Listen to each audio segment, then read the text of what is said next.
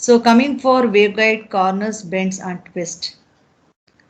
These are all once again a passive type of passive devices which can be used in micro network. So here are the devices where we have the bends, corners and twist. So corners are the type of devices where we can make use of these corners to change the direction of the wave, and even bends also used for the same purpose and twist also for the same purpose. Okay, so the waveguide, corners, bends, twist are the waveguide components that are normally used to change the direction of the guide through an arbitrary angle. So here is an example of a bend. Here is an example of a corner. This is what we call it as a H plane. This is called as E plane because here you can see this as the vertical, but that is perpendicular instant axis. So this is an E plane corner which shift the diversion of the E plane signal in the path of the propagation. And this is a H plane bend or a H plane corner because here see the instant wave is in parallel. You can see that the waveguide is broader here. Okay, so this is what we call it as a waveguide corner, which is a H plane corner. And these are what we call it as bends. This is a H blend. So this figure number C, whatever is there, you can see the output whatever you're obtaining where we are written as A and B, right? So this is the output flare of the device, and the instant angle or the whatever the signal that enters here will have a bend in the direction of the signal and it propagates outside. So like this we have E bend and H bend. Okay, and in the laboratory we have the device, but that snapshot is not available because I had not taken it earlier. Once you come back for the campus, I'll show you this devices also. And the third one is phase shifter or is a twister. So this is a twister, that is figure number D is a twister where the input is horizontal, the input signal is horizontal, means it is parallel to the magnetic lines of force, and the output is perpendicular. You can see the incident port, that is the input it is lengthy and output it is the length is more in perpendicular fashion. That is so when you give the input as magnetic lines of force, the output will be in out of phase by 90 degrees. So that will be perpendicular. So this is what we call it as a twist. Okay, so the waveguide, corners, bends and twists are the components which are used to change the direction of the guide through an arbitrary angle. Next we have directional coupler. So what is a directional coupler? This is also once again a microwave passive device, and it is a 4-port device. Okay, it is a 4-port device, but it consists of 2 waveguides. So until now you have studied one of the 4-port device which you have studied is Magic T. And in Magic T, you have port 1 and port 2, port 3, port 4, where port 3 and port 4 are called as E arm and H arm. But when we observed, those ports were not parallel to each other. But in directional coupler, it is not so. Here, one port is parallel, one waveguide is parallel to the other waveguide. Okay, if you just come across this T itself, this is the collinear arms where one waveguide is there, and this waveguide, that is E arm or the side arm, is not parallel to this collinear arm. Okay, but in directional coupler it is not like that. We have the primary waveguide, it is parallel to the secondary waveguide. Okay, so a directional coupler is a 4-port waveguide junction which consists of primary waveguide and a secondary waveguide. The primary waveguide can also be called as main waveguide, or as the secondary waveguide can also be called as auxiliary waveguide. Okay, and the ports in the primary waveguide are called as port 1 and port 2, whereas ports in secondary waveguide are called as port number 3 and port number 4.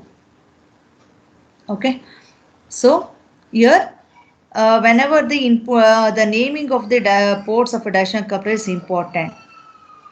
When I give the input at port 1, the output can be obtained at port number 2, and whatever the signal that comes across port number 2, the same signal can be obtained at port number 4, because there is a coupling between the port number 2 and port number 4. That's why we call the port number 4 to be coupled port and port number 2 as direct port. And whereas port number 3 is called as isolated port, because whatever signal that we give at port number 1, the same signal cannot be available at port number 3 of the directional coupler.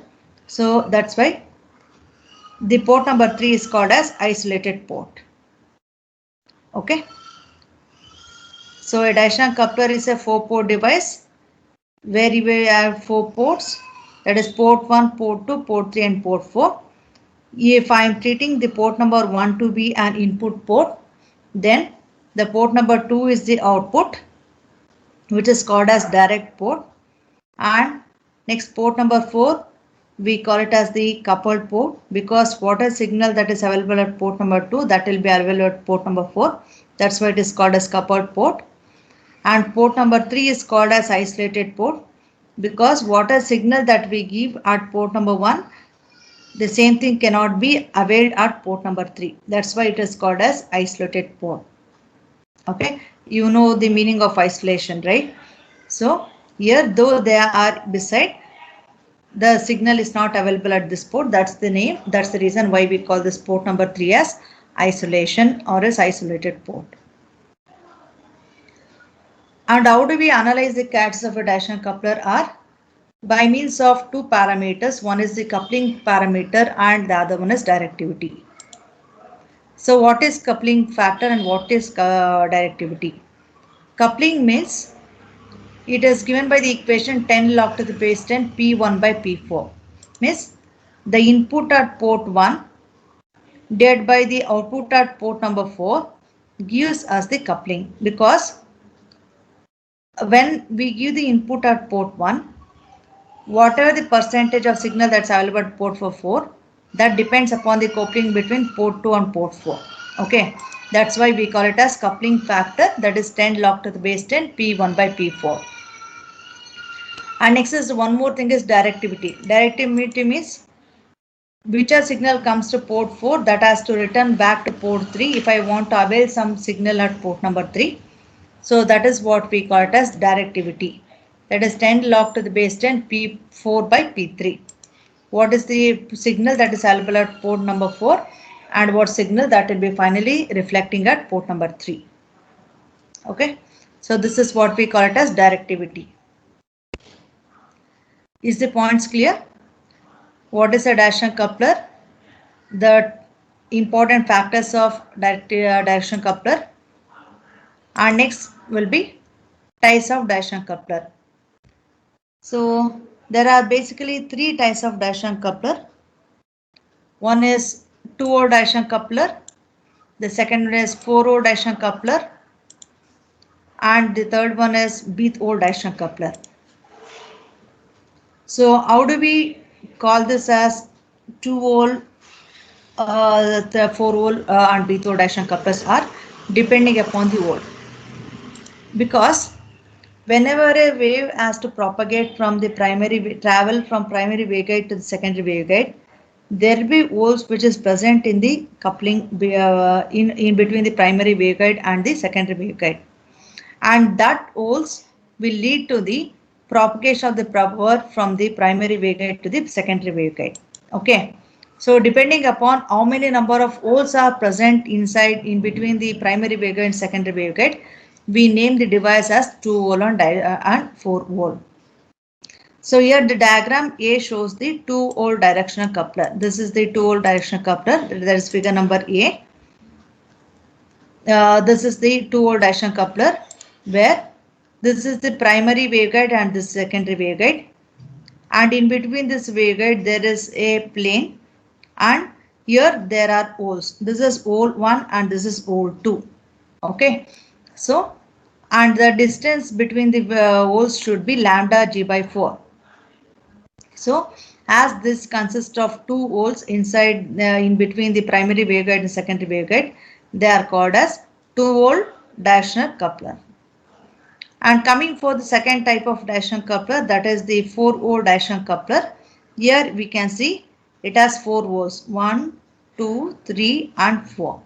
As this directional coupler has four holes and all the signals can propagate through this four holes, it is called as four-hole directional coupler.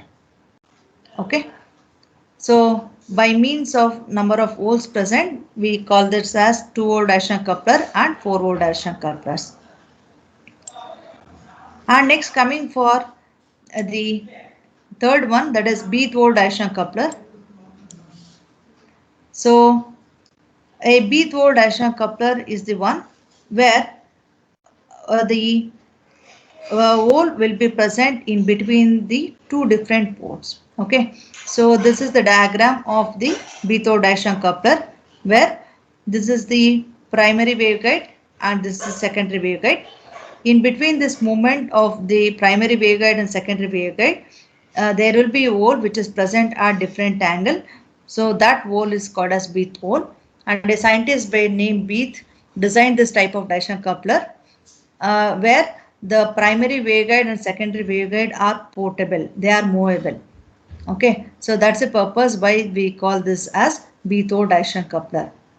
But in the lab, we'll be making use of two-hole directional coupler. The two-hole directional coupler is available in your lab. Okay, and the same diagrams has already been shown in the earlier classes. In your next class, when I log into the class through iPad, the diagrams are there in that. This photo snapshot of those devices are there. I show you in the next class. Okay, so this about two-hole directional coupler and the four-hole directional couplers. Okay, so this is about the directional couplers. Any clarifications with this topic? No, ma'am. Okay, can one of you please revise what has been explained?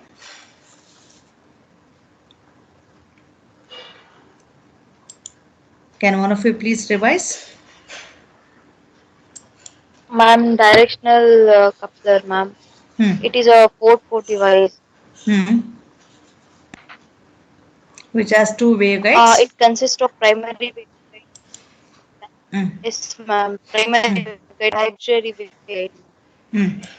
192 is a primary waveguide and 344 is auxiliary waveguide. Port 1, when we take as input, ma'am, we find the output at port 2. Port 3 is a isolated port, ma'am, and port 4 is a coupled. The main characteristics of waveguide. This waveguide is the coupling factor and directivity. Okay. Next is we have types of directional coupler. Which are the types of directional coupler? Directional, two-hole directional coupler, four-hole directional coupler, and three-hole. Okay. So depending upon the holes that are present, they are classified into two-hole and four-hole. And the B-hole directional coupler is the one which consists of two waveguides, but where the secondary waveguide can be rotated. Here that mentioned rotary secondary guide. But in a two-hole and four-hole directional couplers, the waveguide cannot be rotated, but only in Beath hole the waveguide can be rotated. And depending upon the rotation, the coupling of the signal will take place from primary to the secondary.